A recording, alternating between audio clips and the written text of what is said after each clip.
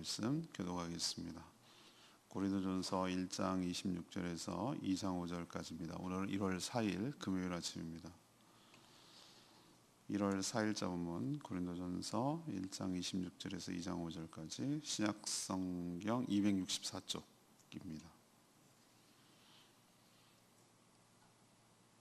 교독하겠습니다. 1장 26절에서 2장 5절입니다. 형제들아 너희를 부르심을 보라. 육체를 따라 지혜로운 자가 많지 아니하며 능한 자가 많지 아니하며 문벌 좋은 자가 많지 아니하도다. 그러나 하나님께서 세상에 미련한 것들을 택하사 지혜 있는 자들을 부끄럽게 하려 하시고 세상에 약한 자들을 택하사 강한 자들을 부끄럽게 하려 하시며 하나님께서 세상에 천한 것들과 멸시받는 것들과 없는 것들을 택하사 있는 것들을 폐하려 하시나니 이는 아무 육체도 하나님 앞에서 자랑하지 못하게 하려 하심이라. 너희는 하나님으로부터 나서 그리스도 예수 안에 있고 예수는 하나님으로부터 나와서 우리에게 지혜와 의로움과 거룩함과 구원함이 되셨으니 기록된 바 자랑하는 자는 주 안에서 자랑한 것과 같게 하려 함이라. 형제들아 내가 너희에게 나아가 하나님의 증거를 전할 때에 말과 지혜의 아름다운 것으로 아니하였나니 내가 너희 중에서 예수 그리스도와 그의 십자가가 못 박힌 것 외에는 아무것도 알지 아니하기로 작정하였습니다. 내가 너희 가운데 거할 때 약하고 두려워하고 심히 떨어노라. 내 말과 내 전도함이 설득력 있는 지혜의 말로 아니하고 다만 성령의 나타나심과 능력으로 하여 너희 믿음이 사람의 지혜에 있지 아니하고 다만 하나님의 능력에 있게 하려 하였노라. 아멘. 바울은 자랑을 일삼는 고린도 교회 성도들에게 자신들이 세상에서 얼마나 미련하고 부족한 자들인지를 생각해보고 이런 자를 택하심은 있는 자를 부끄럽게 하시고 오직 주님만 자랑하게 하려는 의도라고 설명을 합니다. 자신도 전도할 때에 오직 예수 그리스도와 또 그가 십자가에 못 박힌 것만 알고 전하기로 작정했고 화려한 말이 아니라 성령의 능력만 의지하기로 그렇게 결단했다라고 이야기를 하고 있습니다. 자, 우리 성도는 어떤 태도로 살아야 되는가? 성도는 어떤 태도로 살아야 되는가? 이것이 오늘의 질문인데 첫 번째 26절에서 31절까지 말씀 근거로 오직 주 안에서 주님만 자랑해야 될 줄로 압니다. 사도 바울은 고린도 교회 성도들이 자신이 누구에게 세례를 받았는지 그것으로 구분을 해서 또 자랑을 넘어 그것으로 파벌을 짓고 반목하고 있다는 소식을 들었어요. 그래서 여러 가지 표현으로 그들을 책망하며 바로잡는데 우선 자랑할 것이 전혀 없다라고 오늘 말하고 있습니다. 고린도 교회 성도들을 구성하고 있는 대부분의 성도들 구성을 보면 해방된 노예였다가 돈을 주고 사거나 돈을 지불하고 해방되거나 여전히 노예 상태로 지내는 자들이 많이 있었어요. 사회에서 눌린 것들을 교회에서 기피하고 살려는 욕심이 어떻게 나타나는가? 자신이 누구로부터 세례를 받았고 어느 파에 속했는지 파벌로 자랑함으로 자신의 사회적 입지를 강화하려고 했던 것으로 보입니다. 제가 어제 말씀드렸죠. 이민 사회에서는 한인 교회 내에서 인정받고 존중받으려는 그런 우물안 개구리 같은 그런 속성이 인간에게 있다라고 말씀드린 적이 있어요. 다 그런 건 아니지만요. 바울은 세상의 관점에서 보면은 고린도 교회 성도들을 보고 하는 말입니다. 무능하고 또 무지하고 자랑할 만한 것이 무력하고 미련한 자들이죠. 배운 것도 없고 가진 것도 없고 그런 거예요. 그런데 하나님께서 놀랍게도 가문 좋고 똑똑하고 잘나고 많이 배우고 가진 것 있고 이런 사람들을 택하면 훨씬 더 하나님은 저렇게 부유하게 하시는구나 뭐 이렇게 사람들이 힘과 권력을 가지면 더 많이 몰릴 것 같은데 하나님 그렇게 하지 않았다는 거예요. 오히려 거꾸로 그렇게 부족하고 모자라고 연약한 자를 택해서 오히려 가진 자들을 부끄럽게 하셨다라고 오늘 사도 바울이 얘기를 하고 있어요. 왜 그렇습니까? 하나님 왜 이렇게 하셨습니까? 구원에 관한 한 그 어떤 육체도 자랑하지 못하게 하려는 조치 때문에 그렇습니다. 구원은 전적인 하나님의 주권, 하나님의 영역이고 하나님의 권한이에요. 누구를 택할지 누구를 구원할지 이거는 우리 소관이 아니에요. 하나님의 선별적 선택이에요. 그리고 우리의 무엇 때문이 아니라 전적인 하나님의 은혜인 줄로 믿습니다. 우린 자꾸 내가 믿어준다고 생각을 하는데 그게 아니에요. 믿어지는 거예요. 믿어지게 하도록 성령께서 역사하기 때문에 믿어지는 것이지 내가 믿어주는 게 아니란 말이에요. 그래서 구원에 관한 한 그 어떤 사람도 내가 뭐 때문에 나의 뭐 때문에 구원받았다고 자랑할 수가 없어요. 오히려 부끄럽게 생각하는 거예요. 왜 그러냐면 아니 저런 사람도 아니 저렇게 모자라고 여전히 인도의 힌두교 같은 경우는 계급제도가 존재해요. 불교는 아닌 것 같죠? 불교도 은근히 계급적이에요. 좋은 일해야 사람으로 태어난대. 나쁜 일 하면 저기 짐승으로 태어나고 더 못된 짓 하면 벌레로 태어난다. 하나님께서는 구원에 관한 한 차별이 없는 줄로 믿습니다. 못 배웠건 못생겼건 남자건 여자건 노예건 백인이건 흑인이건 옛날 사람이건 지금 사람이건 미래의 사람이건 전혀 그런 것에 제한받지 아니하시고 하나님이 택하신 자들을 성령을 통하여 믿도록 하셔서 하나님의 자녀로 삼아주셨기 때문에 우리는 누구만 자랑해야 되는가? 주 안에서 주님만 자랑하며 살아가는 저와 여러분 되기를 소망합니다. 왜 이런 얘기를 사도 바울이 고린도 교회인들한테 한다고 그랬죠? 내가 누구에게 세례를 받았느냐, 내가 누구 파냐라는 것이 얼마나 애들 같고 어리석고 유치하기 짝이 없고 그런 것인지를 깨닫게 하려고. 너희들 생각 좀 해봐라. 우리가 무엇을 자랑할 수 있겠냐? 너희들은 엉뚱한 것 들고 자랑하지 않냐? 나 같은 죄인을 구원하여 주신 하나님의 은혜만 자랑하고 주님만 자랑하고 그렇게 살아가야 되지. 그 썩어지고 없어지고 다 허접하고 그런 것들을 자랑하는 것이 얼마나 우스꽝스럽냐라는 것을 이야기하려고 얘기하는 것이에요. 우리도 마찬가지예요.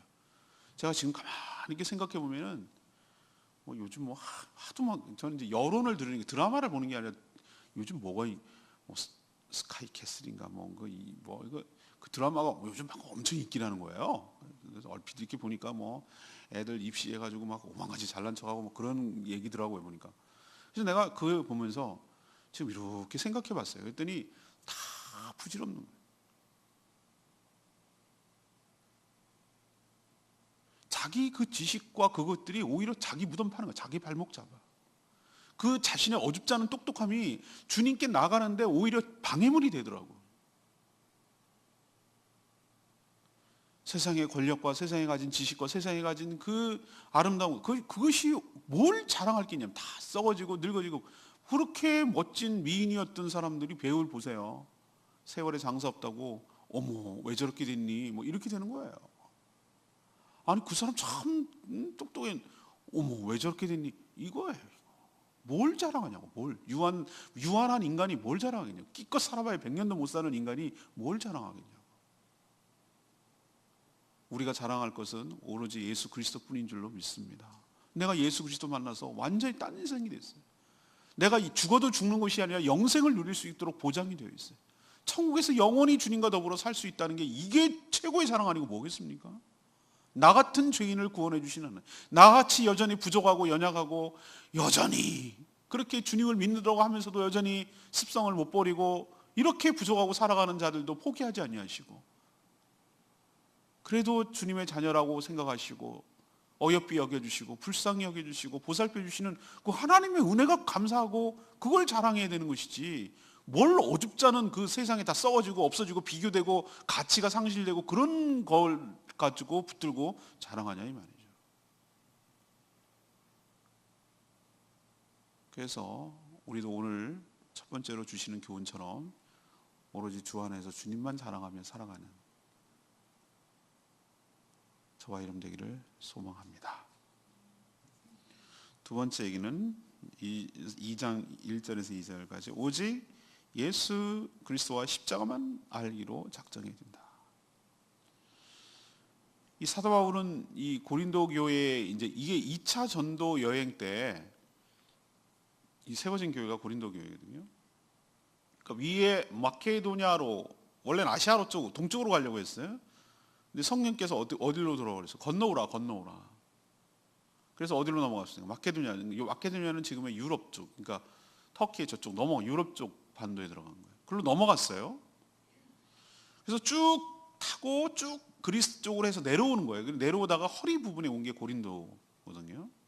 근데 그 직전은 아니지만 그 위에서 뭐냐면 아테네, 지금의 그리스 수도인 아덴이라고 부르는 아테네에서 역시 거기도 복음을 전했어요. 근데 거기서는 여러분 아테네 교회 들어봤어요?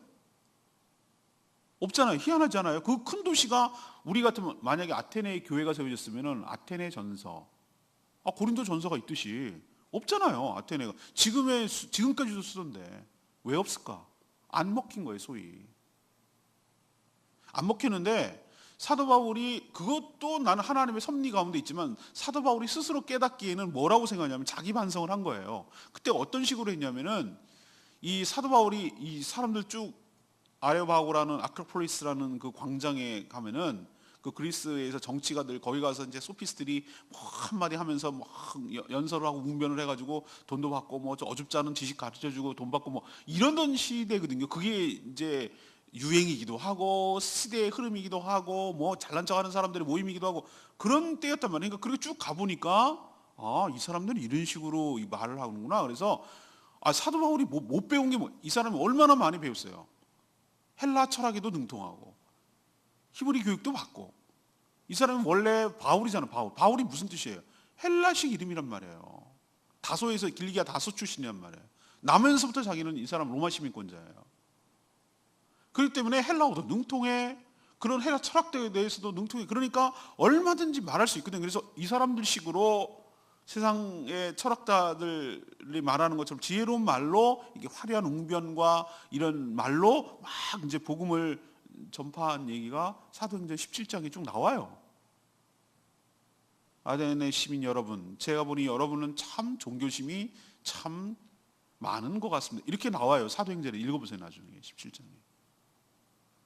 그래서 저는 17장 읽을 때 이 사람 말 잘하네. 뭐 저는 그렇게 생각했어요. 근데 오늘 고백하잖아요. 근데 고린도 교회에서 내려오면서 뭐라고 그랬어요? 2절에 내가 1절에 보면은 너에게 나가 하나님의 증거를 전할 때, 복음을 전할 때 말과 지혜로운 아름다운 것으로 아니하였다. 왜 아니하였냐면은 2절에 보면은 예수 그리스도와 그의 십자가 못 박힌 교회는 아무것도 아니하기로 작정했다.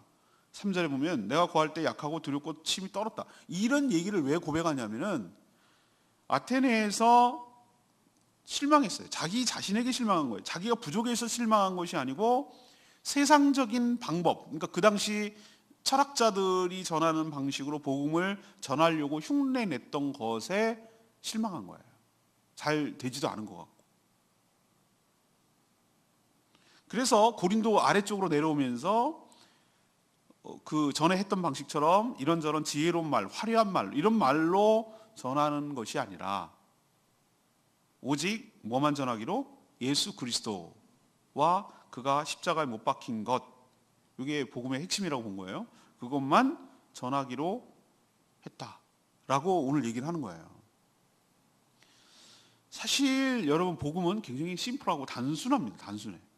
어렵고 복잡하면은 보세요. 고린도 교회의 그 노예들 같은 경우는 어떤 면에서 글씨도 못 읽는 사람도 문맹인도 많았을 거란 말이에요. 아니 멀리 갈 거 없어. 우리 할머니 성경 읽고 그 한글 깨쳤어요. 옛날에 왜 여자들한테 그렇게 안 했는? 그땐 그랬다 그러시더라고. 근데 저희 할머니 아버지 외증조 할아버지가 무식한 사람이 아니었어요. 서당을 하시고 그랬다 하시더라고. 근데 이상하게 딸들은 안 가르치고 아들만 가르친 거야. 아들은 그러니까 우리 할머니 남동생은 교장 선생님도 하셨다고 그러더라고. 근데 할머니는 한글을 몰라. 그걸 내가 어떻게 알았냐? 이분을 성경을 읽는데 성경을 그러니까 이 대중 머리가 좋으신 분이니까 이 목사님들이 몇 장 읽으라고 이렇게 눈대중으로 하면서 이렇게 하면서 한글을 깨우친 거예요. 스스로 깨친 거예요. 그래서 한글을 읽으셨어. 그랬을 거라고 난 생각해요. 노예들이 무슨 글씨를 뭘 알겠어요? 그렇죠? 그런데 보세요. 그 사람들이 다 예수 그리스도를 믿게 된 게 뭐 때문입니까? 그 사람들 글씨를 알아서 똑똑해서 많이 배워서? 아니란 말이에요. 복음은 단순하고 심플해요. 그러니까 저 아프리카 부족이나 남아메리카 원시 부족도 복음을 전하면 예수 그리스도를 믿고 구원을 얻고 거듭나는 것이 왜 가능하냐면 복음이 복잡하고 어렵고 과정을 거치고 무슨 이수해야 될 게 많고 뭐 그렇다면 그게 어떻게 가능하겠어요? 하나님은 은혜인 줄로 믿습니다. 하나님께서 복음을 우리를 구원하기 위해서 복잡하고 어려운 규정과 과정을 두고 무슨 뭐 1억씩 헌금을 해라. 뭐 몇 명 물어와라. 뭐 이런 세상의 논리를 했다면 우리는 구원 못 받는 사람 많을 거예요. 그렇지 않아요. 뭔가 있어 보이는 것 같지만 실제로는 아무것도 없는 세상의 철학, 사변적 그런 내용이 아니에요. 단순해요. 예수라는 사람이 있는데 태어나는 사람이 있는데 가상의 사람이 아니라 실제 나사렛에서 태어난 예수라는 사람인데 그가 바로 그리스도다. 예수가 곧 그리스도다. 우린 자꾸 예수 그리스도를 붙여서 얘기하는데 제가 이상성 목사라고 했을 때 처음에 나는 자연인이었죠. 처음부터 목사는 아니었을 거예요. 예수 그리스도. 예수가 곧 그리스도라. 이제 사람들은 저를 지금 알고 있는 저런 사람은 이성은 목사님라고 알고 있듯이 지금 이렇게 결합이 됐지만 전에는 어렸을 때는 우리 어머니는 목사로 보지 않아요. 저를 아들로 보는 거예요. 예수가 그리스도다. 그리스도라는 게 뭐죠? 우리를 죄에서 구원할 구세주라는 것이에요. 그게 복음이에요. 그분이 메시아다 이거예요.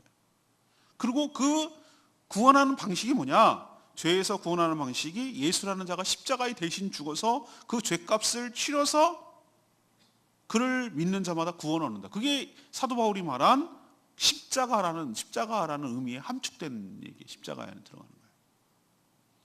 여러분 구원을 위해서 더 뭘 알아야 되죠? 뭘 여러분이 구원을 위해서 알아야 됩니까? 아니요, 알 게 없어요. 예수가 그리스도다. 그분이 나를 대신해서 십자가에 죽으셨다.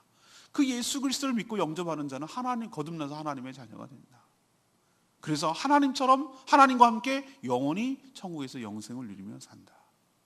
더 이상 우리는 죄와 사망과 사단의 종살이 할 이유도 필요도 없고 거기로부터 해방되었다.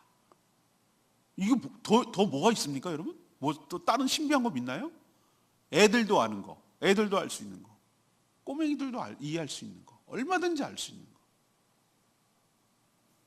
여러분, 예수 그리스도와 십자가 아는 것만으로도 충분한 줄로 믿습니다. 그걸 이야기를 하고 있는 거예요. 우리도 그래야 될 줄로 압니다. 여기 충실해야 된다는 거예요. 세 번째는 3절에서 5절까지 말씀, 오직 믿음이 하나님의 능력이라고 말해야 된다. 사도 바울은 고린도의 가운데 거할 때 약하고 두려워하고 힘이 떨었다고 그랬어요. 사실 그는 대단한 웅변가는 아니거든요. 그 사람에 대해서 평가할 때 이렇게 평가해서 글에는 힘이 있지만 그를 실제로 대면한 사람은 그의 외모도 그렇게 썩 머리도 대머리에다가 눈도 안 좋은 데다가 하여튼 그랬던 것 같아요. 추정한 건데 쭉 한 건데 그의 외모, 언변. 왜 언변이 되면은 누가 대신 주로 말해줬냐면은 1차 전도회 때 드러났잖아요. 주로 바나바가 얘기를 많이 했어요. 같이 따라다니고. 헬라 철학자들처럼 화려한 수학적 언변으로 복음 전하는 것을 포기했기 때문에 더 위축이 될 수밖에 없어요. 자기는 말주변도 없고 글은 잘 쓰지만 말주변도 없고 뭐 대단한 뛰어난 뭐 조각상 같은 외모를 가진 것도 아니고 그리고 자기는 이제 그런 식으로 전한다는 것을 이제 안 하겠다고 선언을 해버렸기 때문에 그 당시 강한 힘을 숭상하는 헬라 문화 분위기, 그리스 신화 보세요. 얼마나 강한 신들을 섬기는. 가장 비참한 처형 방식인 십자가를 내놓고 설명하면 상대방이 어떻게 나올까 사실 염려가 되는 거예요. 위축됐던 거예요. 사도 바울도, 이 대단한 사람도, 그러니까 고린도로 나갈 때 처음 복음을 전할 때 자기도 상당히 떨고, 말은 안, 지금이야 이제사 얘기하지만 뭐 이런 표현이에요. 지금 이제사 얘기하지만 내가 많이 떨고 두려웠다. 상대방이 어떻게 나올지 염려했는데, 근데 결과는 정반대였어요. 아테네에서는 소위 말해서 재미를 못 봤어요. 근데 고린도 교회는 그렇게 포기했는데, 그렇게 안 하기로 했는데, 오로지 예수 그리스도와 십자가만 전하기로 했는데 그게 된단 말이죠. 그러니까 제가 여러분 늘 깨닫잖아요. 여러분도 그런 거 많이 느끼지 않으세요? 복음을 전할 때 저 사람이 믿으면 내가 손에 장을 이렇게 말하는 사람이 의외로 믿는 경우도 있고요. 믿을 것 같은데 이상이 안 돼. 그러니까 이게 하나님의 은혜이고 주권이라니까요. 그러니까 우리는 어떻게 되냐면은 우리는 몰라. 우리는 모른단 말이에요. 그러니까 저 사람은 안 될 거야라고 생각하는 사람은 믿을 수도 있고. 그러니 포기하면 안 되고. 누군지 몰라요. 그러니까 뭐만 전면해야 되냐면은 나는 성령께서 역사하실 줄로 믿고 예수 그리스도와 그의 십자가를 전하면 되는 것이에요. 근데 고린도 교회는 그게 됐단 말이에요. 인간적인 설득과 지혜로운 말로 하지 않고 오직 그저 복음만 전했을 뿐인데 많은 사람들이 복음을 듣고 믿어서 구원의 역사가 일어났어요. 그래서 고린도 교회가 세워졌잖아요. 그것도 아주 훌륭한 교회가.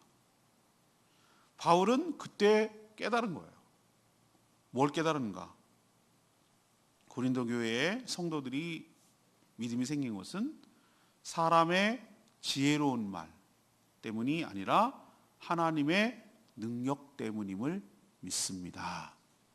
5절에 그렇게 말하잖아요. 하나님의 능력 때문을 믿습니다. 그러니까 우리도 내가 말빨이 좋지, 이래서 내가 이렇게 말하면 안 되는 거예요. 나는 전했을 뿐인데 성령께서, 거기 나오잖아요. 4절에 성령의 나타나심과 능력으로 하여. 4절에. 그러니까 우리가 전도하는 것처럼 보이지만 형식은 성령의 나타나심과 성령의 능력으로 복음을 전할 때 놀랍게도 하나님의 은혜가 미쳐서 그 사람이 변화되고 새롭게 되는 역사가 일어나게 될 줄로 믿습니다. 4절 말씀이 내 말씀, 내 말과 내 전도함이 설득력 있는 지혜의 말로 하지 아니하고 다만 성령의 나타나심과 능력으로 하여라고 그랬어요. 많은 성도들이 전도의 부담을 느끼는 것은 자꾸 무슨 어려운 여러 가지 교리, 이거 목사님들만 하고 선교사님들만 해야 되는 걸로 생각을 한다. 그래서 막 설명을 잘 해갖고 상대를 설득시켜야 한다는 어떤 강박관념 같은 것이 있어요. 그러니 자신은 아는 것도 없고 뭐 말주변도 없고 믿음도 약한데 뭘 하겠냐, 이렇게 해서 전도 자체를 포기하려는 것이 사단의 전략.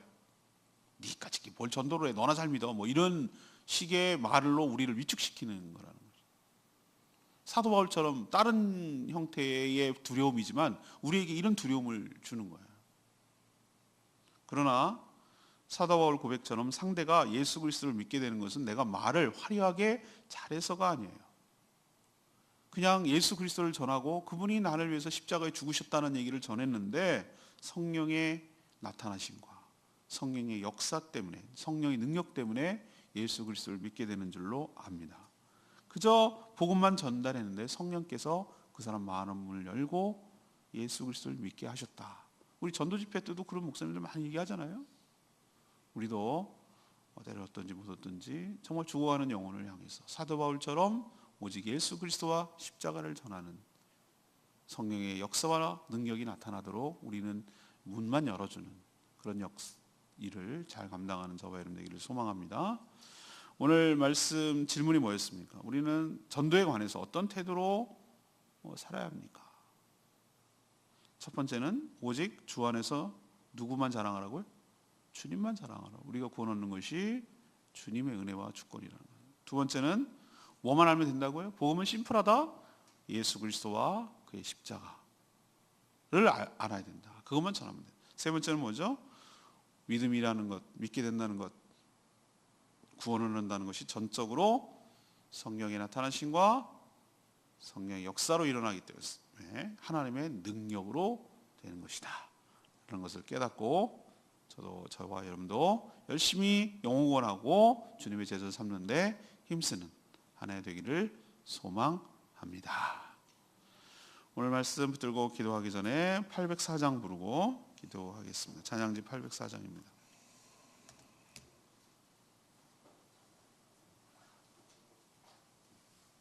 찬양지 804장. 세상이 당신을 모른다 해도 당신을 통하여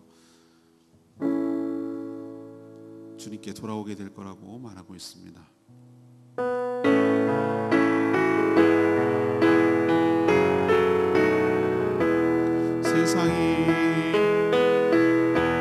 세상이 당신을 모른다 하여도 주님의 그 일이 마음에 새겼네. 세상이 주 이름 모른다 하기에 오늘도 그 일이 열방에 새기리. 땅의 모든 끝이 주께 돌아오게 되리. 잃어버린 영혼들 향한 아버지의 꿈 당신의 삶을 통해 이루어지리. 세상이 당신을 모른다 하여도 주님의 그 일이 마음에 새겼네. 세상이 주 이름 모른다 하기에 오늘도 그 일이 마음에 새기니. 맞습니다. 주님께 잃어버린 영혼이 돌아오게 될 줄로 믿습니다. 누구를 통해서? 여러분들을 통해서 하나님, 그게 하나님의 꿈이고 하나님의 비전이기도 해요. 그러니 여러분은 부족하고 연약하지만 예수 그리스도와 십자가를 전해 성령의 역사로 주님께 돌아오게 하는 일에 힘쓰는 저와 여러분 되기를 소망합니다. 올 한 해 죽어가는 영혼을 구원하는 데 힘쓰는 하나 되게 해달라고 다 같이 주여 외치며 기도합니다. 주의 아버지, 세상에 당신을 모른다 하여도 주님의 그 일이 마음에 새겼네. 세상에 주 이름 모른다 하기에 오늘도 그 일이 열방에 새기리.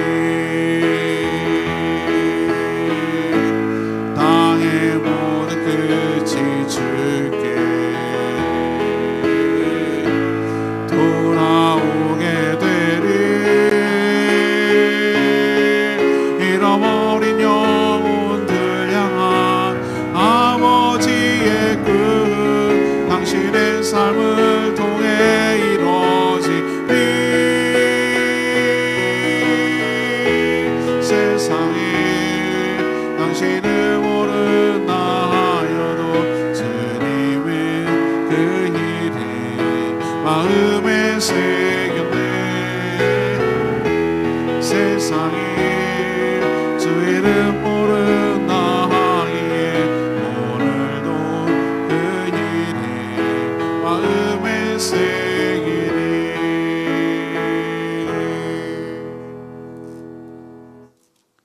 하나님, 저희가 여전히 전도의 부담만 느끼고 살아갑니다. 그러나 예수 그리스도의 십자가 복음은 사람을 구원하는 하나님의 능력이며 지혜임을 믿습니다. 그저 예수가 그리스도시며 그가 우리를 위하여 십자가의 대속의 죽음을 죽이었음을 전하며 전달하게 하여 주시옵소서. 그러면 우리가 아니라 성령께서 역사하셔서 믿게 될 자는 믿게 될 줄로 확신합니다. 저희처럼 부족하고 연약한 자를 택하셔서 구원의 은총을 베풀어 주시고 또한 사람을 살리는 이 엄청난 복음의 전달자로 사용하시고 사명을 주시니 참 감사합니다.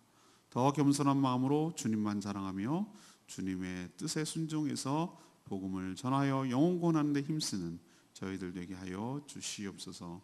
오늘 하루도 주님의 은혜 가운데 살기를 원하며 또 마땅히 해야 될 일에 힘쓰는 저희들 되기를 원합니다. 특별히 영혼 구원하여 주님의 제자로 삼는 일에 집중하며 거기에 물질과 시간과 삶의 에너지를 쓸 수 있게 하여 주시옵소서. 모든 모이는 목장마다 축복하여 주시고 은혜가 풍성하여 주시옵소서. 주님께 모든 것 맡기고 저희들의 중보하는 기도까지 신음소리까지 들어주시기를 원하오며 예수 그리스도의 이름으로 축복하며 기도합니다. 아멘. 오늘 하루도 주님의 은혜 가운데 살아가기를 축복합니다. 기도하겠습니다.